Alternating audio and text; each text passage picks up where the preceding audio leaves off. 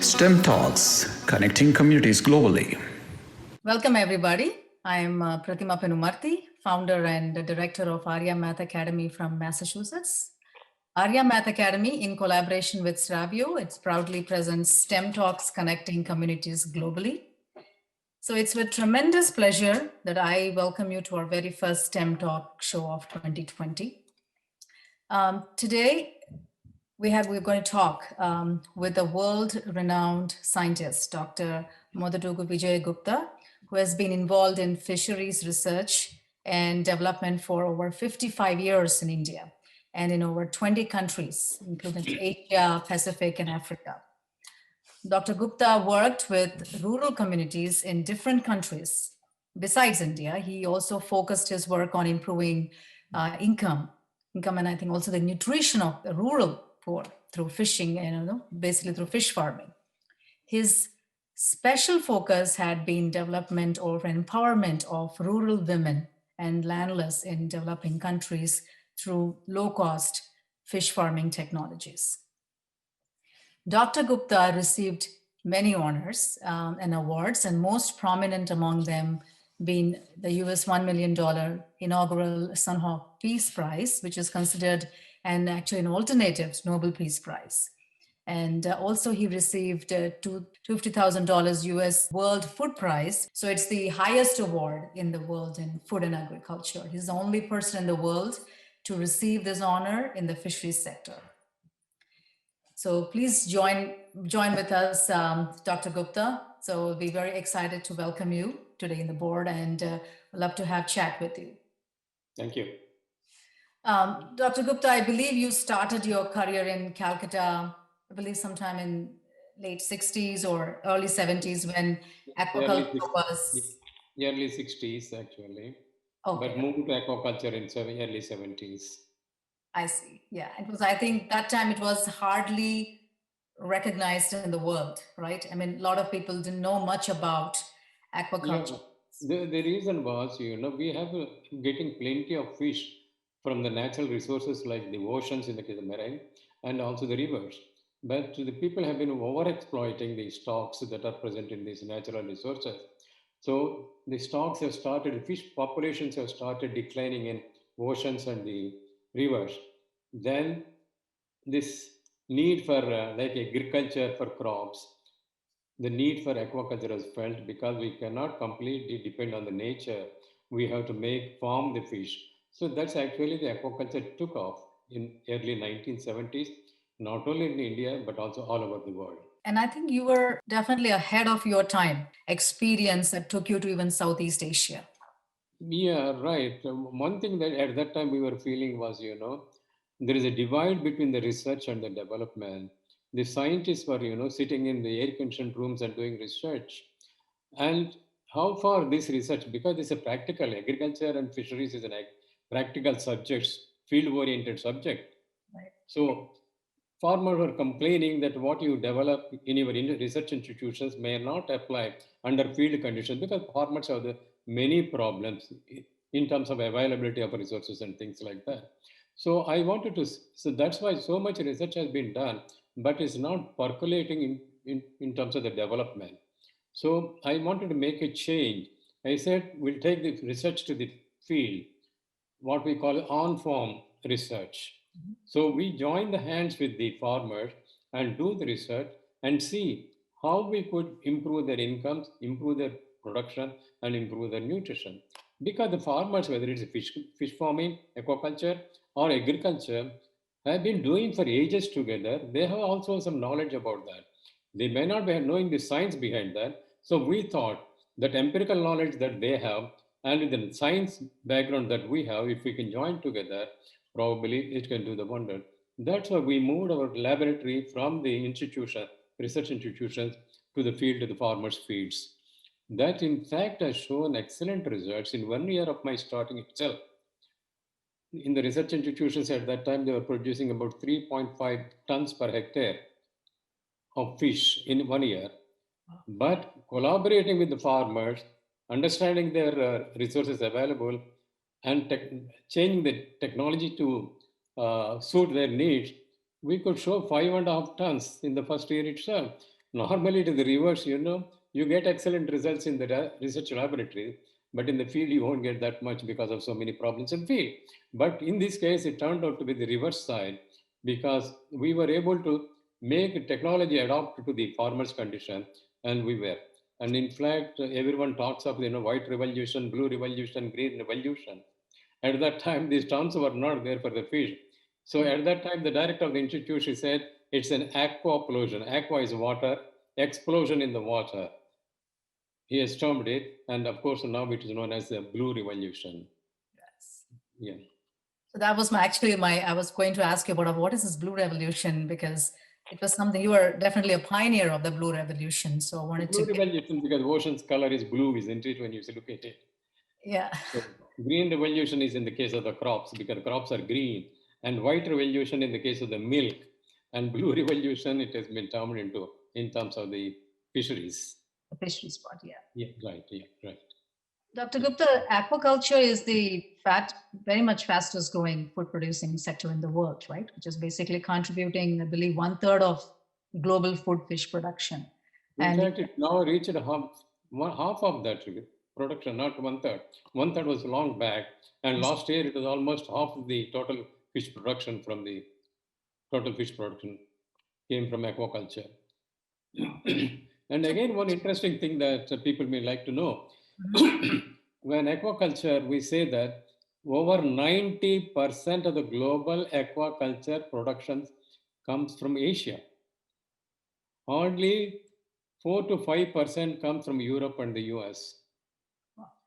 Yeah. So Asia plays a major role in terms of the production and also in terms of consumption also. Because you see, when you look at it on global average, we say that 17% of the animal protein intake comes from fish. But if you look at the Asian countries like Bangladesh, Thailand, Vietnam, Cambodia, and all that, more than 50% of the animal protein intake comes from the fish. True. So, because fish is the cheapest animal protein that are available in most of the developing countries in Asia. Of course, aquaculture is yet to take off in African continent. That's true.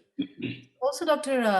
Gupta, could you explain to the, the viewers now, we'll be having even the students, so many high school students are there, already working in the college. Could you explain to our viewers what exactly most of them know or have no good knowledge about aquaculture? So what is aquaculture and why do we need it? Okay. For aquaculture, what first input needed is the baby fish. We call it as a fry. That is about 1 inch to 2 inches in size fish that is needed. So for production of that, we have the hatcheries. Like in the case of the poultry, we have the hatcheries. In the case of the fish also, we have the hatcheries, where male fish and female fish are brought together and a hormone and injection is given to them so that the female fish releases the eggs and the male fish releases the sperm, and these are mixed together and put into the hatchery. And these eggs take about 36 to 42 hours to hatch out. And when they are very minute actually, just 1 to 2 millimeter in size when they come out of the egg. So when they come out of that, what we call egg sac, because the mouth has not formed when they came out of the egg. So they have to survive till the mouth and other organs, digestive system is formed.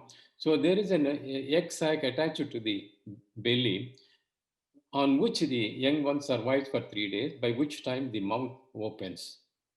And when the mouth is formed, the digestive system is formed, we provide what is called plankton, the microscopic animals and plants that are present in the water. So these baby fish feed on that one and grow to 1 to 2 inch size. So that's where up to the hatchery. From there, farming is done in the tanks. Maybe any tanks, maybe 200 square yards to 200 hectares or 300 acres or whatever the size is there. So these baby fish is taken and put into the tanks for farming, anywhere from 6 months to 12 months in time. When we take the baby fish, there are so many types of fish are there available in the country, globally. And globally, if you look at about 300 types of fish are formed, both in marine waters and in fresh waters. But if you look at the Asian countries, except in China, there are major 20 to 30 species which are formed in the freshwaters. So sometimes what we call monoculture, a single type of fish is formed. But sometimes in low intensive farming, we put together 3 or 4 types of fish together. You may ask why you want to put together 3 or 4 types of fish. Because some fish are carnivorous. They need animal protein in their feeds. Some fish are omnivores. They can eat on the plant material and also the animal protein material. Some fish we call herbivores. They feed only on the grass.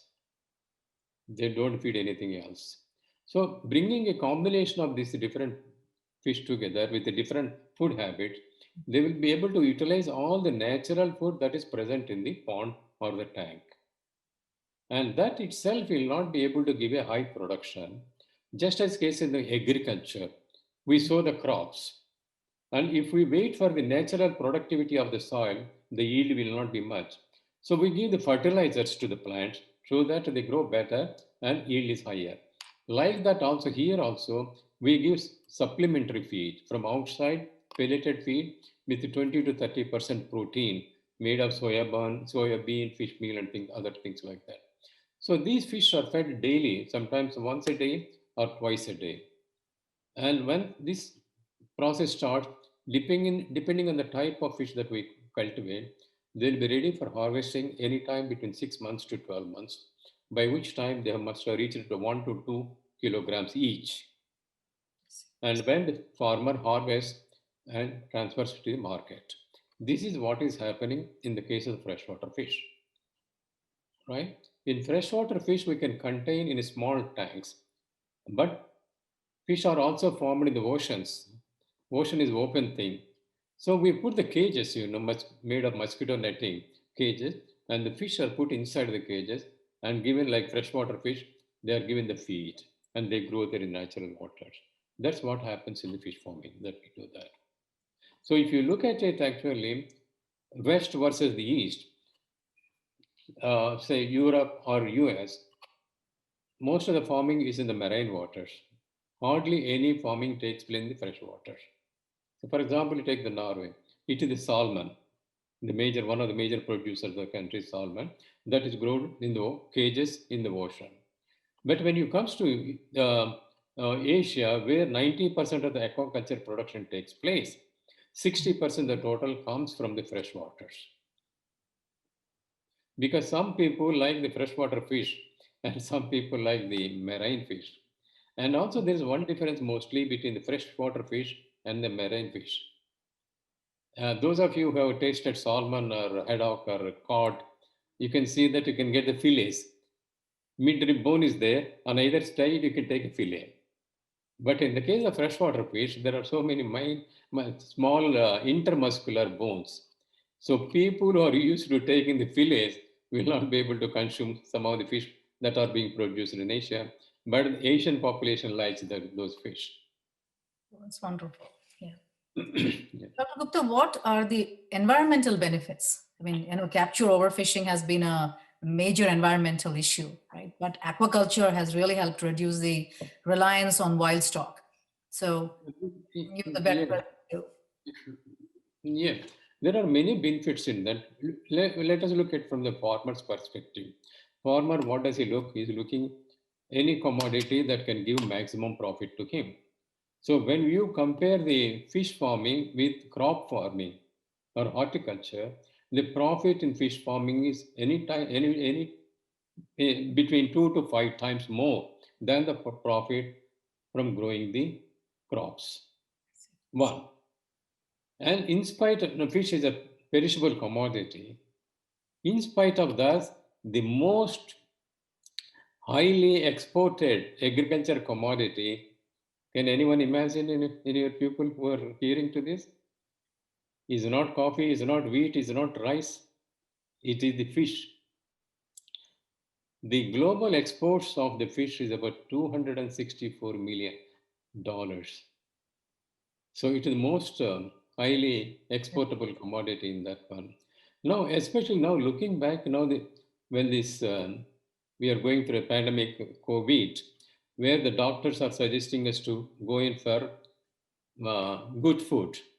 So from that perspective, again, fish is very animal protein, provides a very good animal protein as compared to beef or pork or poultry, because it has lots of vitamins, minerals, and omega-3 fatty acids, which are not available in any land crops or any other land animal productions.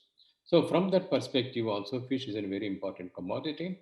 And as I said, in Asian countries, fish is the cheapest animal protein that is available to the population.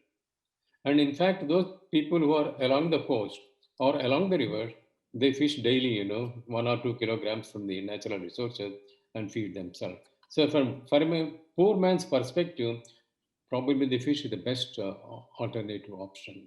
Because of that, even in the United Nations organization is trying to promote fish farming.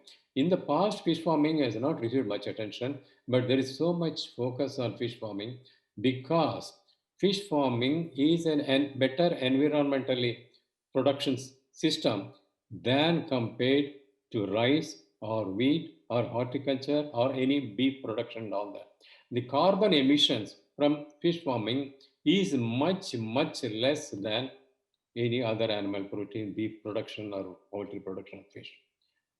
And also the feed conversion.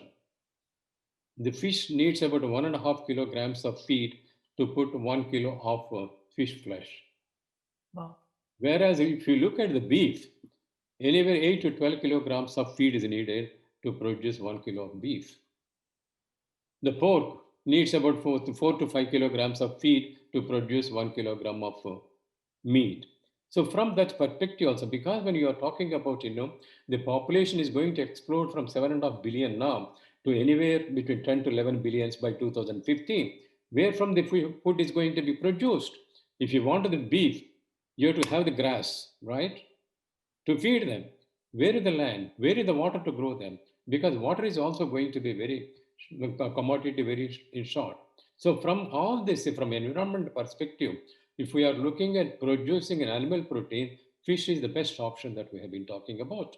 Now coming to India, my own country now, where I am based now, nearly 50% of the population is vegetarians. They don't touch any meat, beef or pork or poultry or fish or even eggs. But the rest 50%, the government in the past didn't give much importance, but now the government is giving more importance to fish because of the various reasons I just cited. Now, recently, a few months back, the Prime Minister of India announced $5 billion for promoting the fish farming and other infrastructure because he thinks that will improve the nutrition of the population that are in India, especially among the low income group. Dr. Gupta, this is a question with respect to my, the high schooler, even the college. Like in aquaculture, what are the different types? There are different types in aquaculture too, right? So are there types or what are those? Okay. If you look at from the resource system, we have the aquaculture in marine waters, we call mariculture. Aquaculture in freshwater, we call as freshwater fish culture. And there are brackish water where the sea water mixes with the river waters, in estuaries. That is called brackish water. So there also different types of fish. So the types of fish grown in freshwater and marine waters and brackish water are different because every freshwater fish cannot tolerate the salinity in the sea water. They will die immediately. The same thing if we bring the sea fish into the freshwater, they will die. So there are two types. Now, when you look at the fish, general fish is a general term that we are talking about. Fish means we call it fin fish, just as the salmon that we are talking about. Then we have the crabs and also the shrimp and bivalves. So there are so many types of that are there. Now, out of this, now everyone is talking of shrimp production. It is because it is the high value species. It is mostly, for example, India exports about $7 billion worth of shrimp every year. It is the input cost is very high and profit is also high and also risk is also very high. So this farming can be done only by rich people, not the resource poor farmers. So in fact, now the fish farming has reached such a stage I don't call them as farmers. I call them entrepreneurs. It's become an industry. You will be surprised to know in India, a number of farmers, they are not farmers. In fact, they are doctors and engineers. They have seen the opportunity for making profit in fish farming. So they left their profession and taken up with an advanced farming system. So that's why we have been telling the younger generation, because we are talking about unemployment. Don't always look for a government jobs or private industry. You can be a provider of employment to others Yes. because investment costs are low.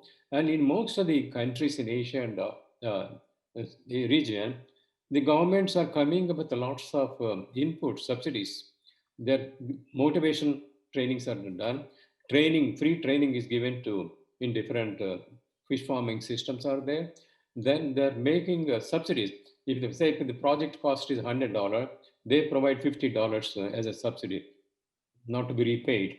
So if you put a $50 from my home, the government gives $50, so $100 you can start an enterprise. And there also electricity is given free to them. So lots of subsidies are there. Water is given free to them. So with all this, we have been encouraging the youth. Don't look for jobs. You can be a provider of jobs rather than looking for a job.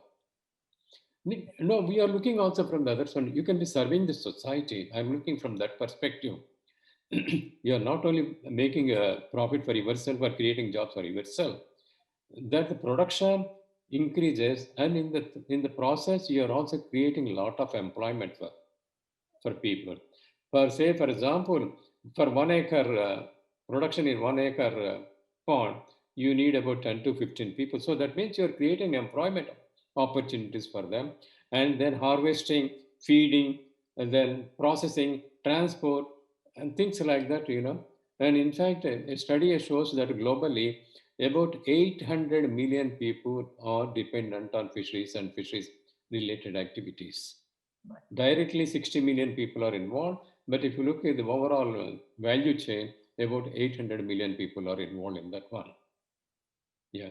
So Absolutely. this we are looking at it because, undernutrition, and malnutrition, and some people call it hidden hunger. Hidden hunger is there, Hunger is when you feel hungry, right? Hidden hungry, you don't feel. That means the deficiency of the micronutrient, we call it as a hidden hunger. It is hidden. We don't know that we are eating a food that is nutritionally balanced. So from that perspective, the governments are talking because fish is, can contribute to the micronutrient deficiency. Yeah, that's what we've been talking about. Yeah. Ex- And especially fish, lots of studies have been done by the medical people because the first 1,000 days of a childbirth, that means from the date of the pregnancy to the second year of the baby born, the diet that you give to that baby directly through the mother's milk or whatever it is decides on the brain development. So the doctors are saying that the child has to be nutritionally fed during the first 1,000 days. So where does it happen? In the developing countries. Even the mother herself has not enough food to eat. So this is where we are talking about. And this is not only the one thing. There are some fish which are high in vitamin A. There are some fish which are very high in iron. For example, when I was working in Bangladesh, the major population is vitamin A deficient in that country. So the USAID, United States Agency for International Development, has been putting a lot of money because Bangladesh is in the least developed country and providing vitamin A tablets. But we did a study showing even the small fish, we can serve the people. There is no need for a vitamin A tablet supplements that is needed. Like that in Cambodia, there is a small fish that is very high in vitamin iron. So there, the United Nations agencies are providing midday meal to the school children using the fish so that their iron content will be increased and there will be less of anemia. So like that, there are various programs that are taking place in this one. Excellent. Yeah. Dr. Gupta, what changes do you see? Because you've been in this line for so many years and been a researcher and a scientist. I mean, you've done your experience, what changes do you hope to see in 20 years, as a result of the work you have done, or there are other scientists who are still doing now? And in fact, I have seen a lot of changes from the time I started my work here. And now lots of changes have come. In the future also the changes will come. Now, when you look at the Asian conditions, there is a gender disparity. They think certain activities are only done by the male, not by the female. Okay. So we were looking at these poor communities in the developing countries where the woman takes care of the household activities, feeding the children and cooking, and doesn't go. This one man earning the entire family of wife, husband, and 4 or 5 children have to depend. So just imagine the small amount of money he brings every day. This is not enough. This is where we are looking at why not we make the woman as a provider into the house. So in fact, there is an illustration.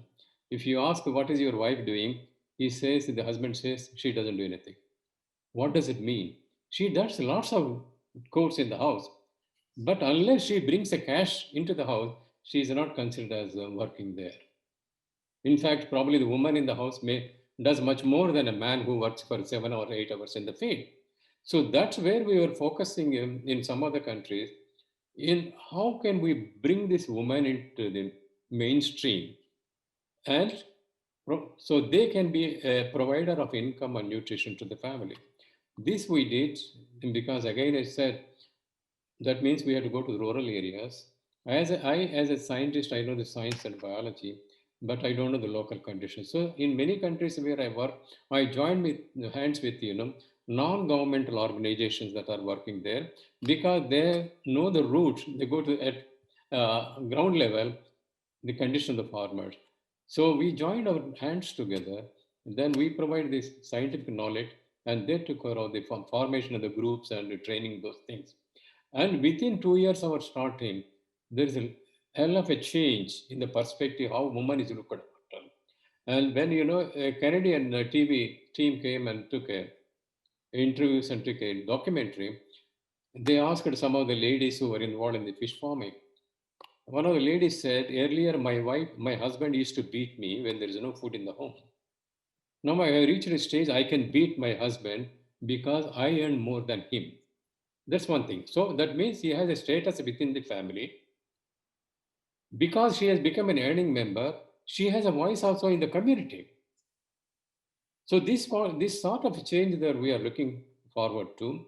Now, globally now, such a change has come. Nearly 50% of the people involved in the fisheries and aquaculture are women. Excellent. Whether it's in the oceans or whatever it is, whatever activities are. So this sort of change that are being. And in fact, when we started this work, we thought by involving the women, we'll be improving their incomes through income, a better nutrition because they'll be able to afford any rice or fish or mutton. And we found another thing, because the woman has become an earning member, she has a voice in the family. Earlier, the husband used to take the children 8-10 years to the field to work. Now the woman says, no, I'll send my children to the school. So that change also has come in them. The lady says, we don't want my children to be laborers like my husband. We want to be educated to them, have a better life than what we have been going through. So this is a cyclic changes that have been coming. So there are lots of changes that are coming in here. Dr. Gupta, again, with respect to the students now who are in the academia, how might someone in the academia land, they finally land a job in aquaculture? I mean, with respect to India or any other country. Yeah. How will they, they are studying in some universities as to taking some major, right? So doing that, how do they land a job in aquaculture? No, there are lots of industries, for some of the established farms, aquaculture industries himself offer jobs to the graduates who are coming of the universities or the fisheries colleges. And in addition to that, we have been starting them. With all the incentives are being given by the government, start their own enterprise. That's what we have been talking about. Yeah. So being an entrepreneur is one of the best way. right? Exactly.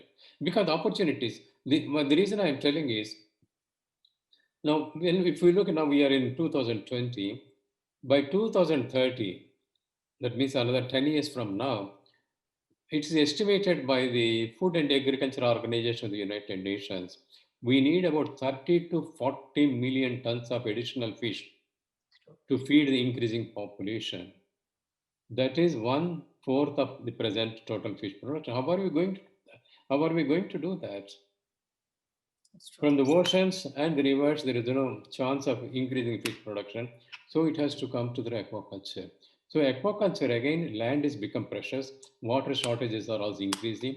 So we are intensification. The technologies are developing so much, When we talk about fish farming, we talk about the fishermen, but it's not like the present fish farming technology is a technology oriented actually. They're using the artificial intelligence and all these things. A man sitting at your own home can monitor what is happening in their tank 100 miles from his home. When the oxygen levels are okay, pH is okay, feeding is going or not, or some fish got a disease. So all these things, is also going to. So it is an enterprising industry that I could say now. Yeah. Absolutely. So Yeah. this is for all our aspiring students. Will you be a biologist? You will be an engineer, entrepreneur, politician, and or a dreamer to create the next generation of change in aquaculture. The choice is entirely for yours to make. Now, with such a broad spectrum of subjects within aquaculture and exploring the, as Dr. Gupta said, and exploring the unlimited territories of aquaculture, I am sure that students won't be tangled just in a net of common careers. You have a lot of other options. Not only will they have a choice of profession, they will also be working for greater good and rewarded for their commitment to the natural environment. And I'm pretty sure about that. And I think the world needs, someone like Dr. Gupta to solve, such, water wastage, threats to our beloved marine systems. Dr. Gupta, thank you so much today for taking time to be part of this chat and, sharing your knowledge with all of us. You're welcome. Aspiring children. I really appreciate your willingness to take time, out of your busy schedule. Any advice, a final advice that you would love to give to all the audiences, whether parents, children, or aspiring, especially youngsters, that you would like to share? I would like to say there are innumerable opportunities in the world, not only jobs, but also you can become an enterpriser. So once you put your mind into any activities, you can still achieve that one. So in fact, I still from my own career, when I started back in early 1960, people started laughing at me, your dogs getting into fisheries, because at that time fishes was not taken as a science, and they thought I'm becoming a fish farmer. But the technology is completely changed. I'm proud to say I'm a fisheries expert or fisheries scientist. So there are ample opportunities. What you want to know now, you select where you want to be. Keep all your mind and heart into that. I'm sure you'll be successful whatever career you're selecting. Absolutely. I'm so truly inspired by you, Dr. Gupta, by your enthusiasm that you had for your work, your energy, and the inspiration that you gave to our youngsters today to launch their career in this field of aquaculture. Thank you very much for joining us and participating in the STEM Talk Show. Thank you. Thank you.